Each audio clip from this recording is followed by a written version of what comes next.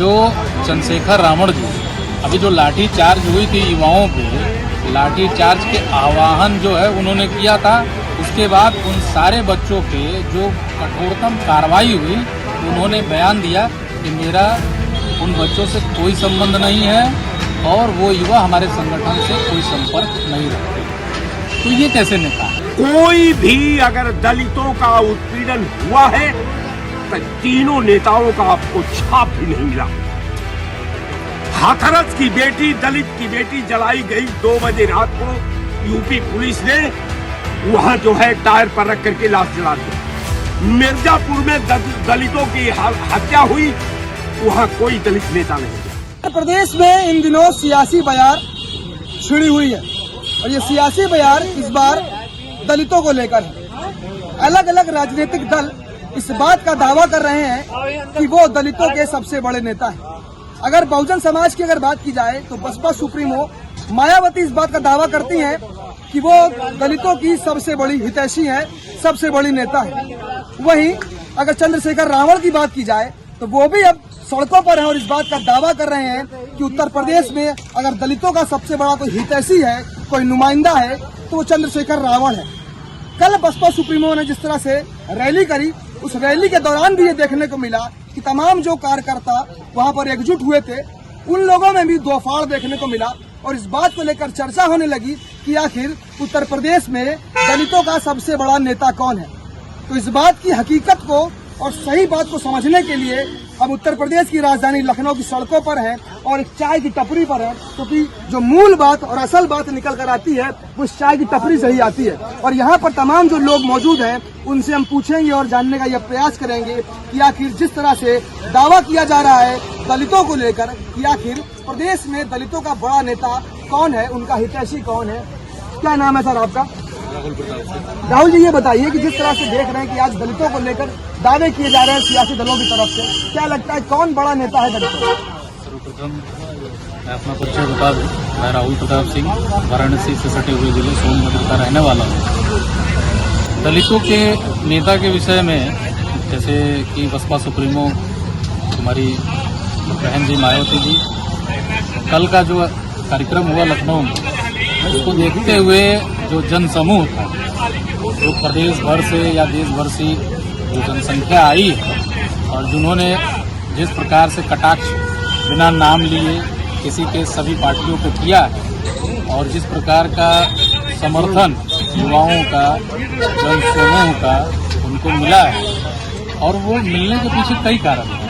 कारण ये भी है कि अभी जो अपने आप को समाज में चंद्रशेखर रावण अपने आप को जो कहते हैं कि मैं दलितों का नेता हूं, तो मैं पूछना चाहता हूं आपके माध्यम से कि जो चंद्रशेखर रावण जी अभी जो लाठी चार्ज हुई थी युवाओं पे, लाठी चार्ज के आह्वान जो है उन्होंने किया था। उसके बाद उन सारे बच्चों पे जो कठोरतम कार्रवाई हुई, उन्होंने बयान दिया कि मेरा उन बच्चों से कोई संबंध नहीं है और वो युवा हमारे संगठन से कोई संपर्क नहीं रखते। तो ये कैसे नेता है? बिल्कुल, तो ये बड़ा सवाल है कि आखिर जो नेता अपने आह्वान पर तमाम बच्चों को बुलाता है और जब उन पर लाठी चार्ज होता है फिर वो बैकफुट पड़ जाते हैं और कहते हैं हमारा उनसे कोई सरोकार नहीं है, तो आखिर वो कैसे नेता है? सवाल ये जरूर बनता है। क्या लगता है कि जिस तरह से कल मायावती ने रैली करी और बड़ा जन समर्थन जुटा, एक तरफ ये भी बात चल रही है कि जो उमा शंकर जो उनकी पार्टी के जो सांसद हैं, उन्होंने ये जन समर्थन जुटाया, जो लाखों की जो भीड़ है वो मायावती के देखने पर नहीं आई है, वो उनके कहने पर आई है। उमा शंकर जो उनकी पार्टी के सांसद विधायक है, मायावती का क्रेज समाप्त। आपके डिबेट से ये स्पष्ट होता है कि बसपा की रैली उमाशंकर जी ने किया।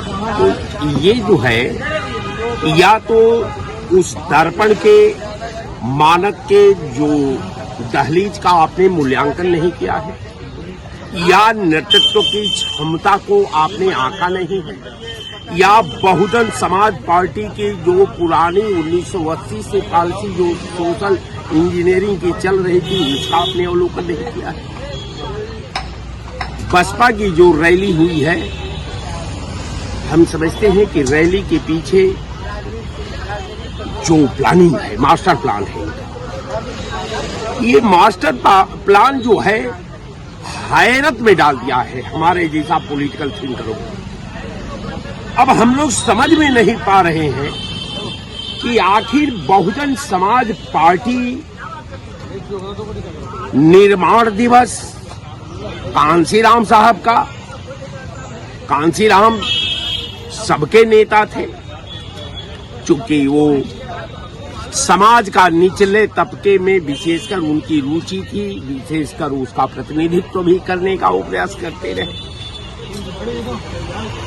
उस दिवंगत आत्मा को तो मैं अपनी मन स्थिति से मैं उनको श्रद्धांजलि अर्पित करता हूं। अब फिर भी उनको खुदा से कामना भी करता हूं कि उनको अपनी पनाहगाह में शरण दें। अब सवाल आ जाता है रैली का कि रैली उमाशंकर ने किया है कि रैली बहुजन समाज पार्टी ने किया। तो ये एकदम क्लियर बात है कि वो बहुजन समाज पार्टी की रैली थी, किसी व्यक्ति की वो रैली नहीं थी। वो जो समूह था वो व्यक्ति का नहीं था। उमाशंकर व्यक्ति है, मास नहीं है। बहुजन समाज मास है, उसकी दहलीज है, उसका अतीत है। आज वो अतीत के मापदंड पर जो वर्तमान राजनीतिक परिवेश में जो अपना दबदबा, अपनी छाप बहुजन समाज पार्टी की जो मंशा को कल उन्होंने एक बहुत बड़ी आवाम के बीच रखी। अब कारण यह है, आपने कई सवाल कर दिए थे कि भाई दलितों का नेता मायावती जी हैं कि चंद्रशेखर रावण हैं कि कौन मौर्य है, स्वामी प्रसाद मौर्य।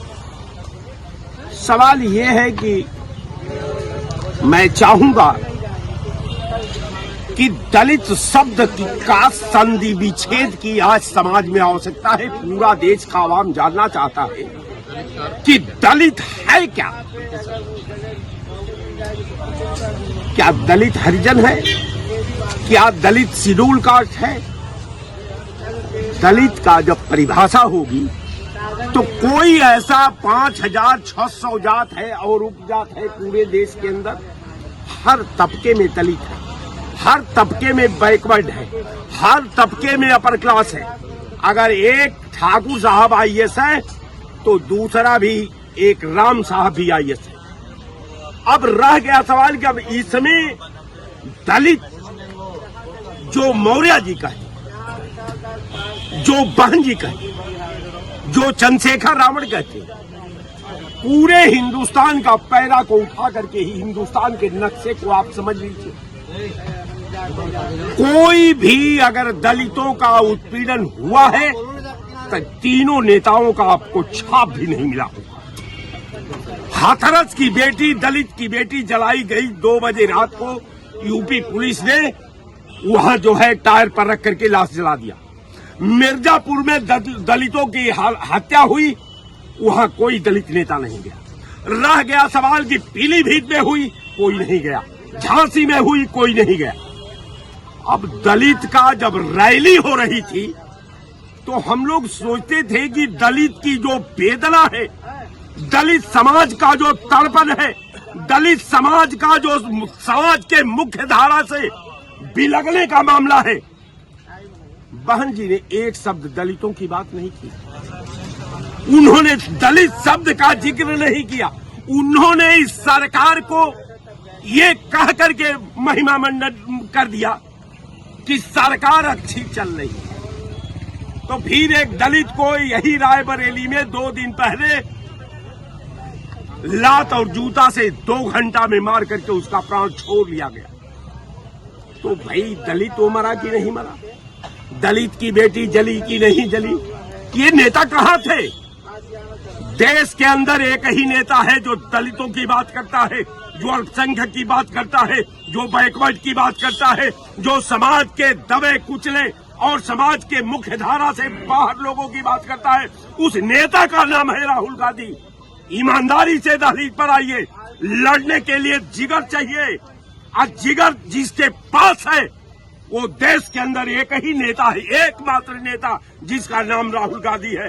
चाहे हाथरस के चक्रव्यूह को तोड़ा, चाहे पीलीभीत के चक्रव्यूह को तोड़ा, चाहे बनारस की चक्रव्यूह को तोड़ा, चाहे झांसी के चक्रव्यूह को तोड़ करके और उत्तर प्रदेश और भारत सरकार के सारा अमली जामा को तार तार मिला करके दलितों के साथ खड़ा होकर के प्रमाणित कर दिया।